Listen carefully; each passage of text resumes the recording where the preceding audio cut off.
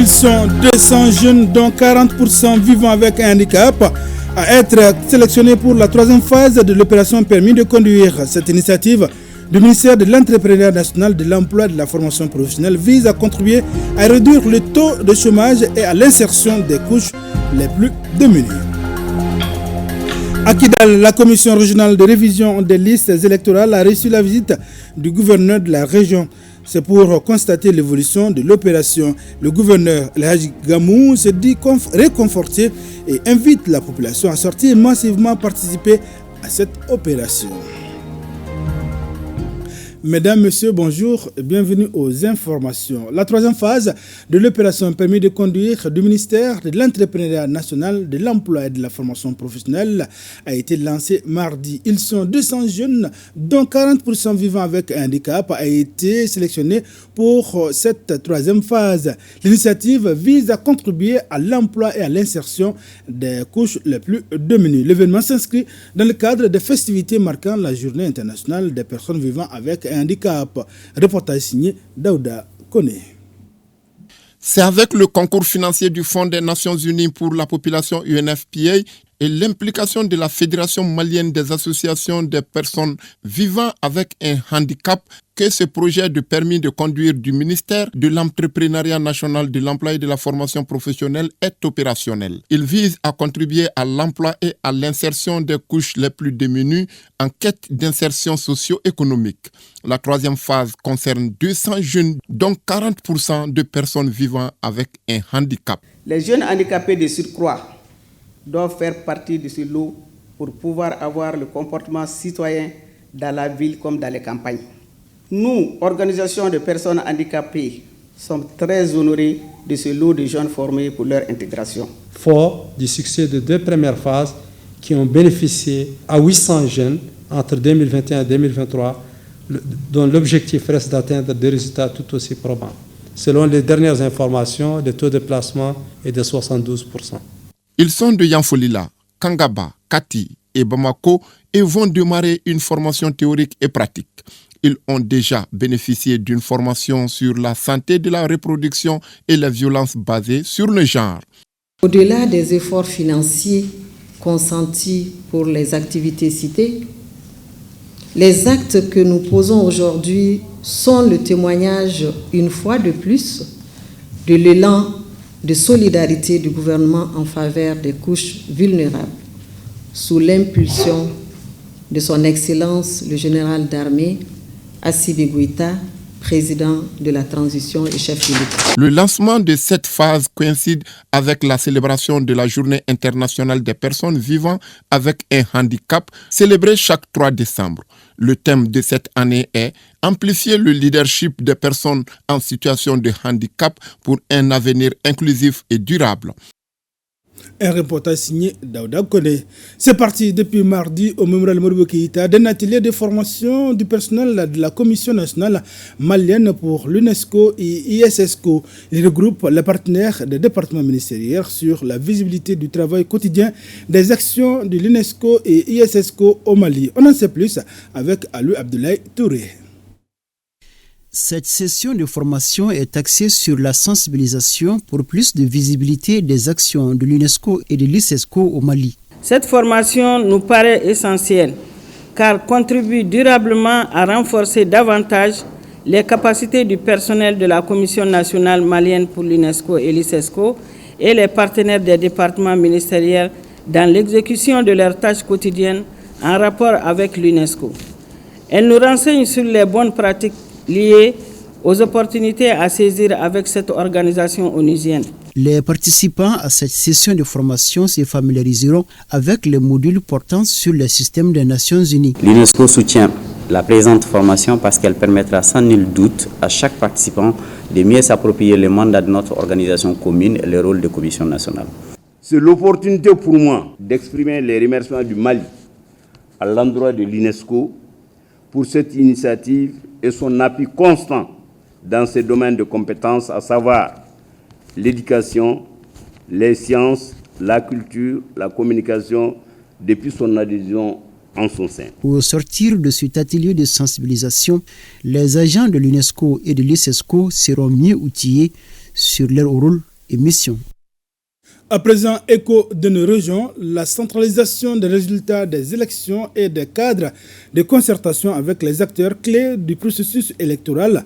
Le sujet est au centre d'une session de l'EJ à Koulikoro. Cette mission de l'autorité indépendante de gestion des élections EJ est conduite par le commissaire superviseur des élections de la région de Koulikoro. Reportage signé Ousmane Kouita. Il s'agit à travers cette session de formation de renforcer les capacités des membres de l'autorité indépendante de gestion des élections EJ de la 2e région. La formation est axée sur la centralisation des résultats des élections et des cadres de concertation avec les partis politiques, la société civile et le ministère de l'administration territoriale et de la décentralisation. Elle est plus que jamais une nécessité pour notre pays qui entend gagner le pari d'élections transparentes, crédibles et apaisées. Au sortir de cette formation, vous devez être capable de connaître les différents modes de centralisation des résultats des scrutins, la méthodologie de centralisation des résultats des scrutins, les rôles et responsabilités des acteurs dans la centralisation des résultats des scrutins, la composition des cadres de concertation, le contenu des cadres de concertation et les modalités de fonctionnement des cadres de concertation. Au cours de cette formation, les participants vont échanger sur les modes de centralisation des résultats des scrutins et la méthodologie de centralisation de ceux-ci. Ils seront également dotés de connaissances sur les cadres de concertation permanents entre l'EJ et les autres acteurs clés du processus des élections au Mali. Et qui connaît l'importance de l'élection pour un pays, c'est que les pouvoirs politiques sont toujours issus, dans un pays démocratique, sont toujours issus d'une élection. Et c'est pourquoi il y a la nécessité de renforcer les capacités des membres des coordinations locales et régionales, de l'EJ, afin qu'ils puissent relever les défis. Le chef de l'exécutif régional présent à cette session de formation a surtout rappelé l'importance de cette formation pour la région. La mission compte sillonner les cercles de la région de Koulikoro pour dispenser la même formation. À Kidal, le gouverneur de la région a rendu visite à la commission régionale de révision des listes électorales. Cette mission siège dans les locaux de la commune urbaine de Kidal. Le point avec Idrissa Djibrila Maïga, Moussa Togo depuis Ouartem, Kidal. La visite du gouverneur de région au niveau de la commission régionale de révision des listes électorales consiste à examiner de plus près l'évolution du travail, mais aussi les difficultés auxquelles elle fait face. Le nombre total d'inscrits à Kidal est de 16 404, dont 9 664 hommes et 6 740 femmes. Le constat fait que vraiment ça va, ça se passe très bien, mais j'invite toute la population de la région de Kidal et les forces armées de sécurité et les services techniques de l'État présents ici dans la région de Kidal, de venir vraiment, de se recenser. S'agissant des validations, elles ont concerné 51 personnes, dont 28 hommes et 23 femmes. Pour les transferts, 19 personnes sont concernées, dont 17 hommes et 2 femmes. Enfin, les radiations ont porté sur 64 individus. Surtout en ce qui concerne les décès. Parce qu'il y a une exigence, c'est que pour faire une radiation, il faut un acte de décès. Il se trouve que très généralement, c'est très difficile que c'est un acte d'état civil qui n'est pas généralement recherché. Donc ça pose un problème. Si c'est possible d'avoir une alternative à ce problème-là, notamment la présence de 2 témoins qui vont s'engager à attester du décès. Les travaux de révision des listes électorales se déroulent sans difficulté majeure à Kidal. L'ONG KIOD Canada organise une rencontre d'information et d'appropriation des autorités locales, niveau région, cercle et commune en faveur du projet PAFEM. Et le projet met en œuvre l'approche promotion des pratiques familiales essentielles de la culture, de la tolérance, de la paix et de la cohésion sociale. On va en savoir plus avec Najim Baba Sissi. Cette rencontre d'information et d'appropriation des autorités locales niveau régional, cercle et commune en faveur du projet PAFEM vise à mieux expliquer aux parties prenantes l'approche promotion des pratiques familiales essentielles, de la culture, de la tolérance, de la paix et de la cohésion sociale. un programme mis en œuvre dans la région de Tombouctou par Suède Canada grâce à l'accompagnement de l'UNICEF. Ces retrouvailles à Tombouctou interviennent après celles déjà de Mopti, Douanza, Gao et Bandiangara. Elles visent à promouvoir la santé et le bien-être de nos communautés à moindre coût. Les enfants, les femmes et les jeunes détiennent le pouvoir collectif de transformer leur vie, leur communauté et le monde dans lequel ils y vivent.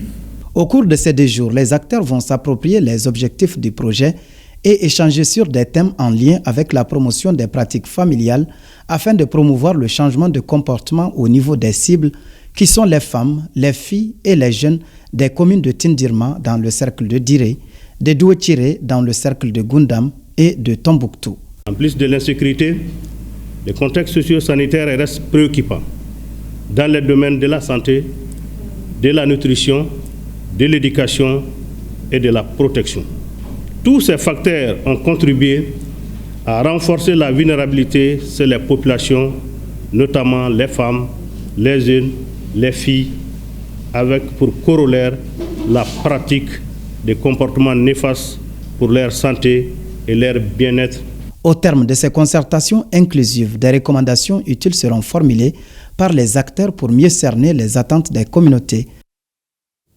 À Ségou s'est tenue la session du comité technique régional de pilotage des programmes MLI 21 et MLI de luxe DEV. À l'ordre du jour, les activités réalisées dans le cadre de l'insertion des jeunes et le soutien aux chaînes de valeurs agricoles ainsi que les perspectives. Reportage signé Fousseni Samake Issaba.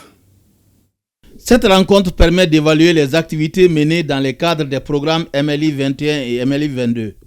Ces programmes sont les fruits du partenariat entre l'UXDEV et plusieurs conseils régionaux et touchent plusieurs domaines dont l'insertion des jeunes et le soutien aux chaînes de valeurs agricoles. Pour renseigner ces comités de pilotage, on tient des réunions au niveau des 2 régions d'intervention, Sikasso et Ségou, pour être à l'écoute de tous nos partenaires.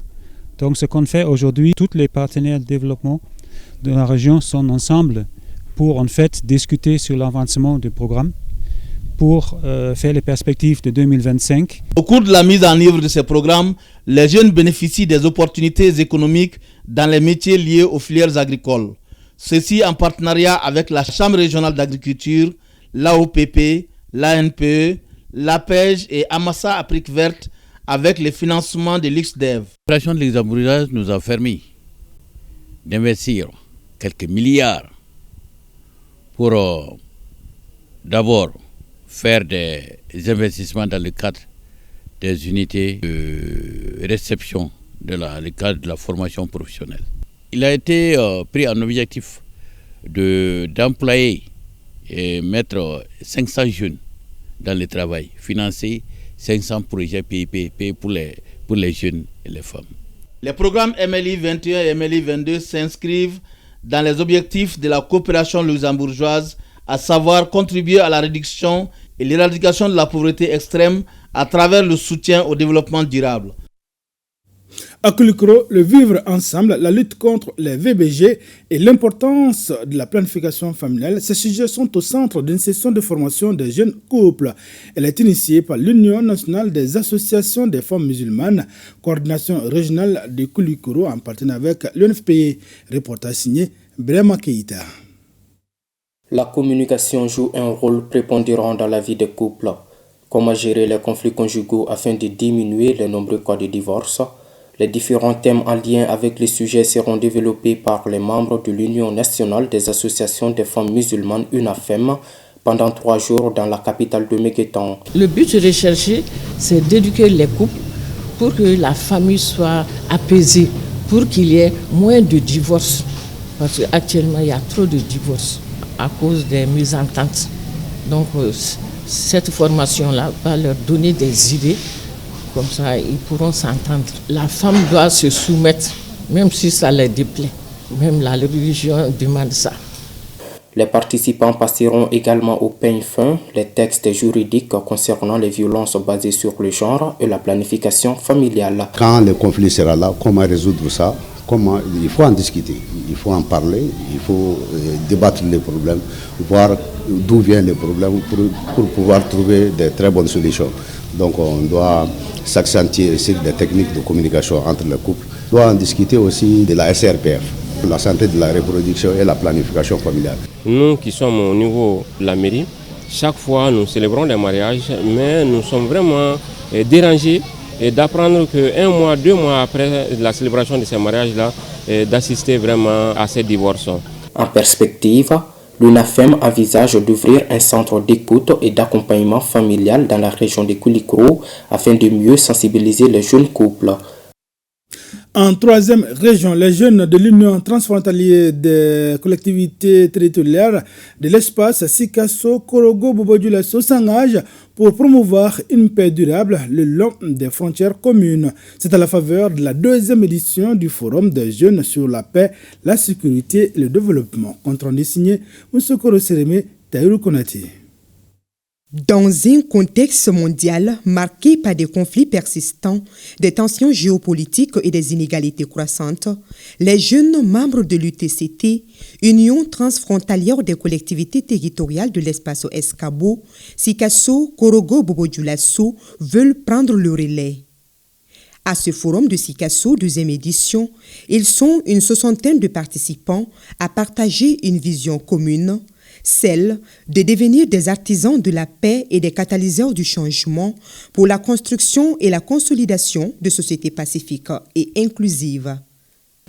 L'Union transfrontalière des collectivités territoriales de l'espace Escabo a toujours considéré la jeunesse comme un levier fondamental pour relever ces défis.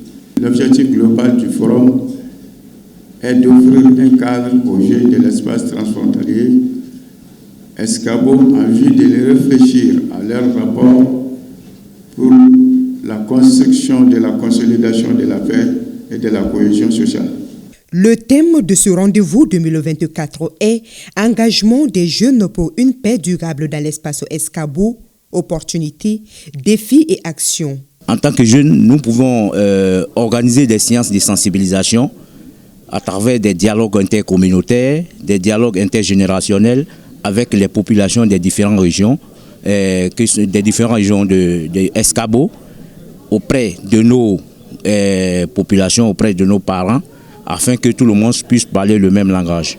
Nous avons un devoir collectif, celui de créer les conditions nécessaires pour que les jeunes puissent s'épanouir, s'exprimer et agir pour le bien de nos communautés. Le Forum 2024 des jeunes de l'espace Escabo s'inscrit dans le cadre des activités du programme de coopération transfrontalière locale phase 2, mis en œuvre par le Conseil des collectivités territoriales. Il est financé par la Commission de l'UEMOA et la coopération suisse. La région de Taoudeni a célébré la journée mondiale de lavage des mains au savon avec l'ensemble des acteurs étatiques et partenaires techniques et financiers. Cherifi Moulay Haïdara. C'est l'école de Nibka qui a servi de cadre pour commémorer la journée mondiale de lavage des mains au savon. Les acteurs étatiques et leurs partenaires techniques et financiers ont magnifié cette journée à travers des exemples sur l'importance du lavage des mains au savon. Plusieurs études ont montré ces dernières années que le lavage des mains au savon chez les mères et les scolaires, notamment ceux du primaire, est l'un des principaux facteurs qui contribuent à réduire l'incidence des diarrhées chez les enfants. La journée mondiale du lavage des mains au savon est célébrée le 15 octobre chaque année. En se lavant les mains au savon, on réduit la charge microbienne de plus de 90%, d'où toute son importance dans la prévention des maladies infectieuses telles que les infections de la peau, certaines infections bactériennes virales et parasitaires, la maladie à virus Ebola, la grippe, les fièvres hémorragiques, la poliomyélite, le trachome et les infections respiratoires. Des sketchs sur la nécessité de laver les mains au savon et la remise des kits de lavage des mains à quelques écoles ont mis fin à cette journée. Restons dans la région. Autre journée mondiale a été célébrée, celle des toilettes. Le thème est les latrines, espace de paix, de protection et progrès. Nous retrouvons Cherifi Moulay Haïdara. Des toilettes propres et fréquentées, c'est bien l'objectif de la journée mondiale des toilettes célébrée le 19 novembre de chaque année. Pour cette édition, les acteurs du domaine de l'hygiène et de l'assainissement de la région de Todani et leurs partenaires sont engagés à relever le défi. À ce jour, seulement 8% de la population de la région de Todani dispose d'un service de base d'assainissement et la défécation à l'air libre est pratiquée par 92% de la population, soit la majorité. Des efforts restent à faire encore, car nous sommes loin d'atteindre les ODD 6. L'assainissement est un droit fondamental, comme l'éducation, comme la santé, comme d'autres secteurs. Mais plusieurs milliards de personnes vivent encore sans toilettes. La journée mondiale des toilettes est une occasion pour l'État et ses partenaires de lutter contre toutes les formes de maladies liées à l'hygiène, à l'assainissement, à travers la promotion de bons comportements. Les toilettes, espaces de protection, ce qu'ils dressent une barrière entre nous et les déchets. L'assainissement est fondamental pour la santé publique et l'hygiène du milieu. Mais quand les systèmes de toilettes sont insuffisants, endommagés ou hors d'usage, la pollution se répand, de même que certaines maladies mortelles. Une école sur 5 ne dispose pas de toilettes. La visite de quelques toilettes et la distribution des kits d'hygiène ont mis fin à la cérémonie. Mesdames, messieurs, c'est la fin de ce journal. Merci d'avoir été de nôtres. À demain, Inch'Allah, même heure, même plateau et pour d'autres informations.